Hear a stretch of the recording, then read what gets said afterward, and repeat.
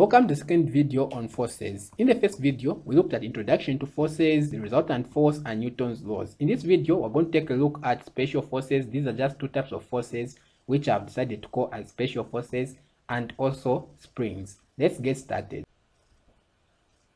We're going to start with friction. What is friction? Friction force is defined as a force which acts to stop the motion of two touching surfaces.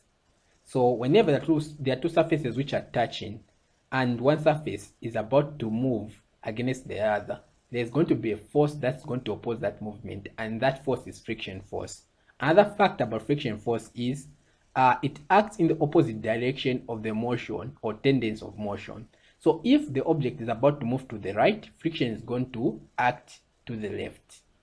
So for an object, of course, to move to the right, it means the resultant force or the force that's causing the motion is going to the right. But friction always acts in the opposite direction. It opposes the force, and therefore it's going to have the same magnitude as the force that's about to cause the motion, and it's going to be in the negative direction. If you apply a force of 20 newtons trying to move something, friction is going to be negative 20 or 20 newtons to the left if your force was to the right.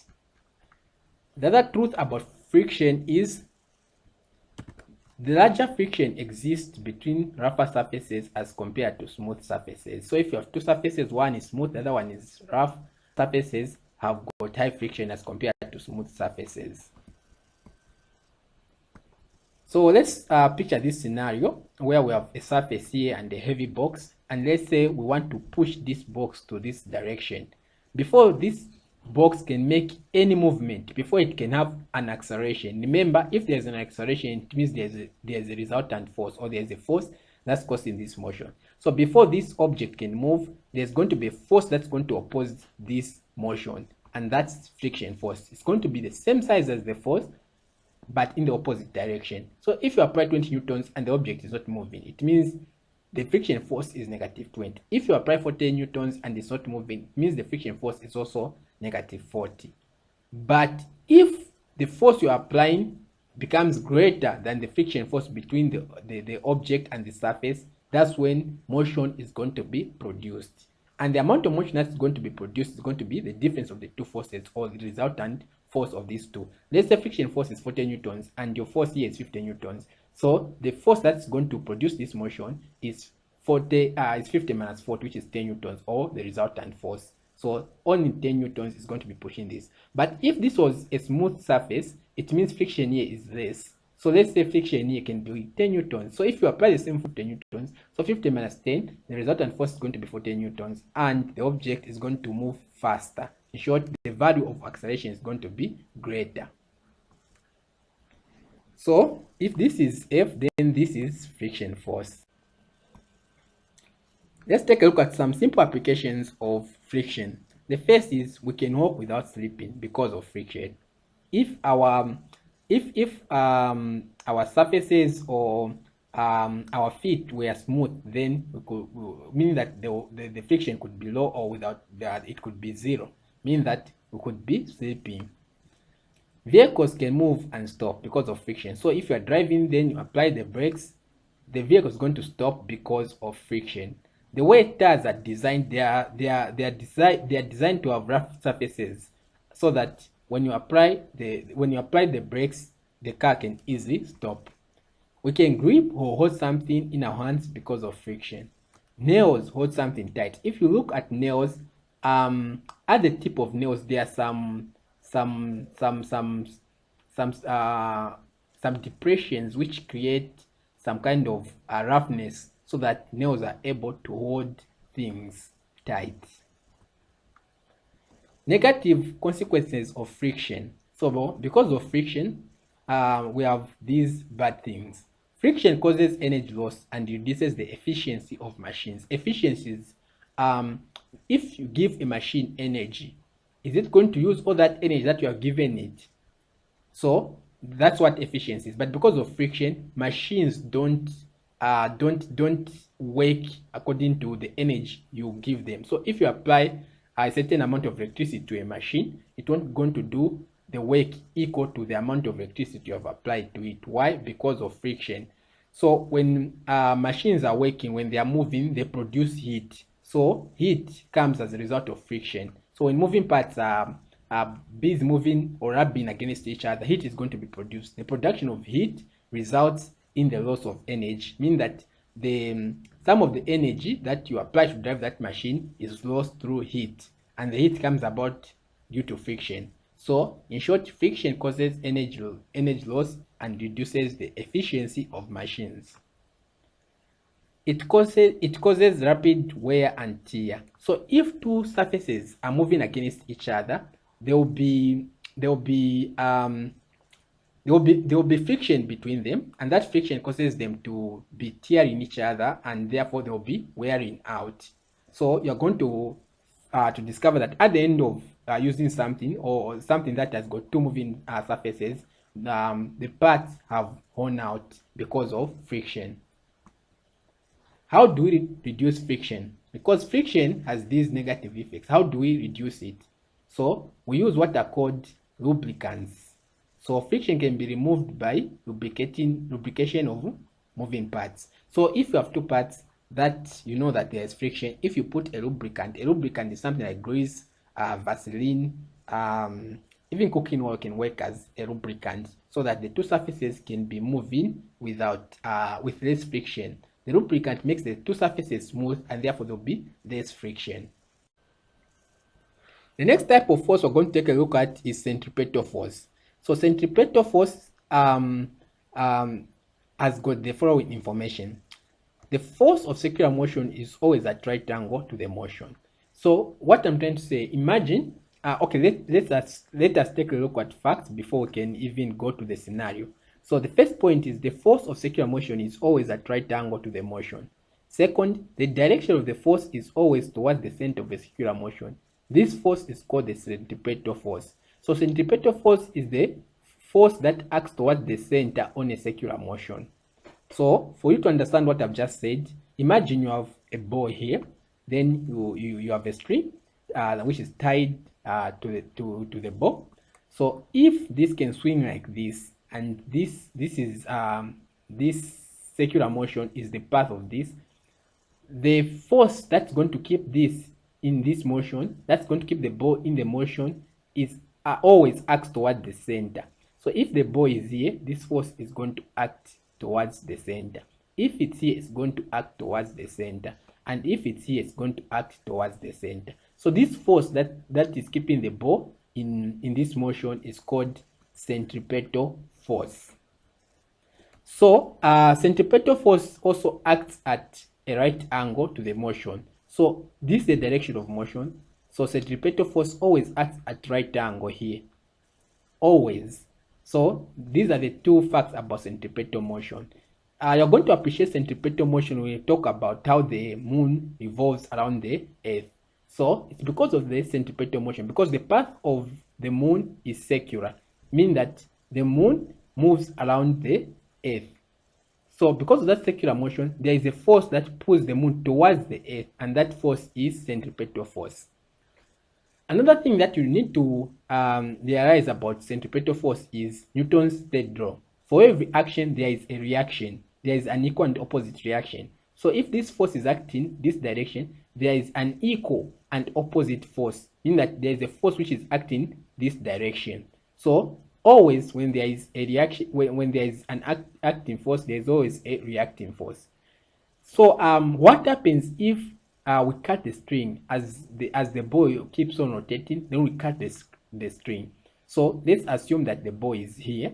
So the force is towards the center. If we cut the string, this ball is going to move in a straight path away from the center. So it will just move exactly like this, just opposite to this force, because there is a reacting force that is acting on the ball. So if you cut the string, it means the acting force has been removed, and what is going to remain, it's a reacting force that's going to throw the ball away in a straight line from the center. Finally, we take a look at load and extension. So this is an interesting part of forces, and the last part, of course. So what we are going to start in load and extension, we are going to start springs. So we all know what a spring is. If you pull a spring, it will go back to its original shape. If you push it, it will go back to its original shape. If I use the correct word, if you stretch a spring, it's going to go back to its original shape. That's what springs do. So because springs do this, let's start their behavior. So let's say there's a spring here, and there's an experiment actually about this. So in the notes, for those who have access to my notes, you should master this experiment, because you just have to to know it. During exams, a question comes where they ask you to explain this experiment. So let's say we've got a spring here. So for us to start there is a property of a spring called spring constant, which tells us about the nature of a spring. So to learn about the spring constant of a given spring, what we do is we get a spring, just a normal spring with one side being free. So we measure its length. So we can measure its length and we can record this as 15 millimeters. Then after this, we can add a load. A load is more like a force. So when you add a load whose weight maybe is 4 newtons, it's more like you have added a force of 4 newtons to this spring. So if you do that, 4 newtons, maybe the spring is going to stretch for 25 millimeters. So if it has stretched for 25 millimeters, what this implies is the 4 newton has just moved it from 15 to 25, meaning that the length that has been added to the spring as a result of this force is just 10 millimeters. So once you do that, you can add another force, let's say 12 newtons, and because of this new force, which is heavier than this one, therefore it's going to stretch more or to extend more. So instead of the 10 here from this line here, it's going to extend 15 millimeters. So this line is very important because it reminds us of where the original length is. So the distance from here to here, of course, it's 15 plus 15, which is 30. But the value that we're interested in is this new stretch, which is 15 millimeters. So if you keep on doing this with different weights, you can come up with a graph.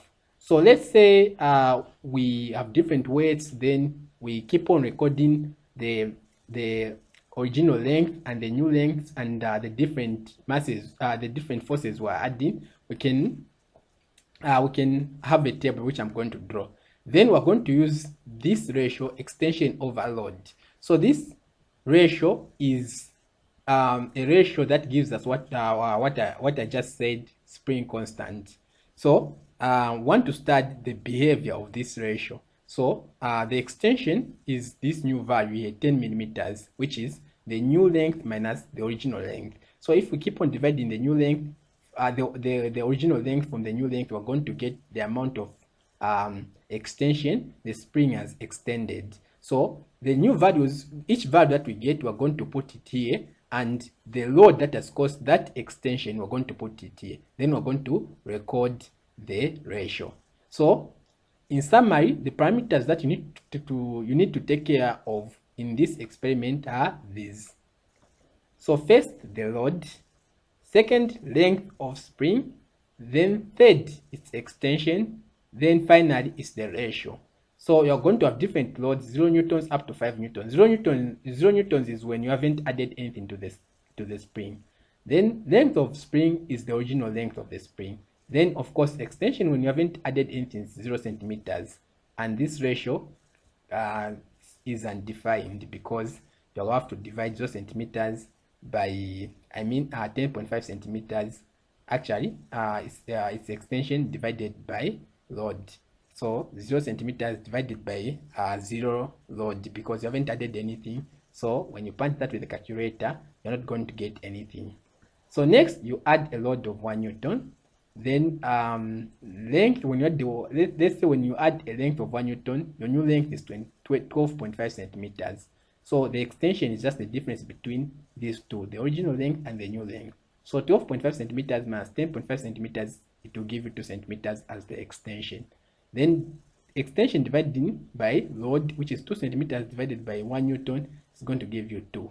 So you keep on doing the same for all these loads, and you're going to have these values. Next, what you do is you sketch a graph of extension versus this ratio. So when you do that, you're going to have something like this. So here are the values of extension, and here are the values of the load. So when you do that, and if you plot like each value of load against each value of extension, you're going to have a straight line. So what you can learn from this straight line is the ratio is always the same. So the ratio of extension over load is always the same. It is a constant which is called spring constant. So depending on the type of spring, this line is going to have it's going to be straight, but it's going to have a different gradient or a different it's going to be different. Like if you have two spring, one spring can have a line like this, the other one is going to have a line like this, different gradients. So that's the relation between the extension and the load. So the spring constant is given by K, which is just extension over load. So each spring, when you get any extension and the load that causes that extension, it should be giving you the same value. So sorry, here I wanted to write force. I wrote load, so this is a mistake. Anyway, this is everything about the spring constant. So different springs made of different materials have different spring constants. So that's what we can learn from here, but I want you to be able to describe the experiment. Then if you keep on adding loads to springs, if you add heavier loads, what's going to happen? Your spring is going to get deformed. In short, when you add heavier loads, your spring won't be returning to its original size. In short, it will be extended permanently, or it will be stretched permanently. So if you keep on doing that, and if you keep on adding heavier loads and you want to continue with this graph, you are going to find that your graph is going to shape like this. By the way, this relationship K is equal to extension over load is called Hooke's law. Hooke's law. So going back to the graph, so your graph, instead of being straight, is going to curve like this, meaning that extension is no longer proportional to load. In short, the amount of load that you are going to add doesn't mean that your spring is going to extend the same way. So this point where the spring has extended permanently is called elastic limit. Elastic limit. So this point here, where the curve, the line has made a curve, is called the elastic limit. Meaning that our spring has lost its spring constant, it is deformed, and it cannot go back to its original shape. So this is everything about springs, about forces, and about all that I wanted you to learn. Happy solving.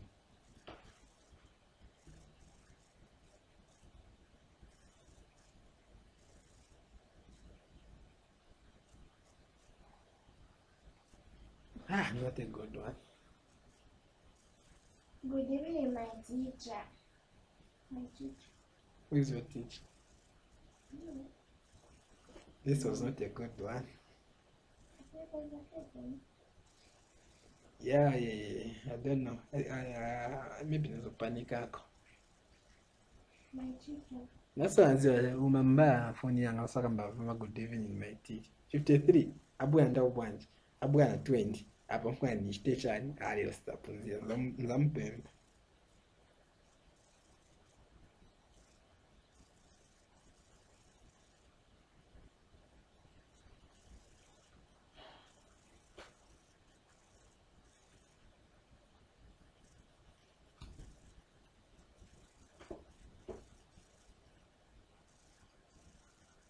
How far with that? I see these are causes.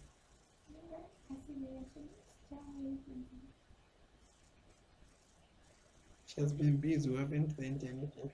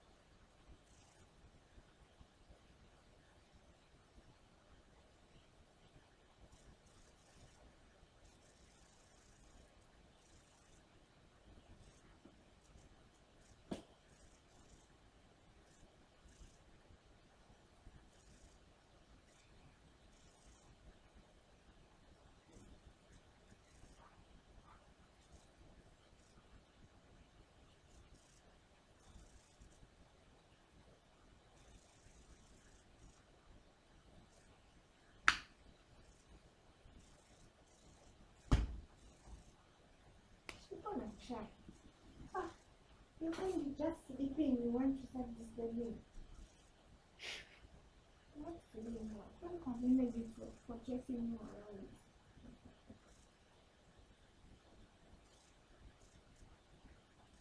So please leave me, please now I'm gonna go.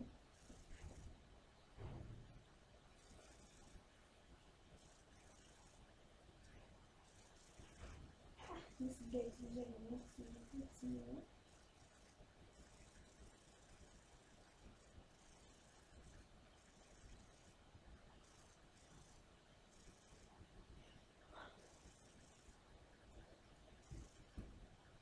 Oh, ah. No. Ah. Sorry. You're biting me like a business.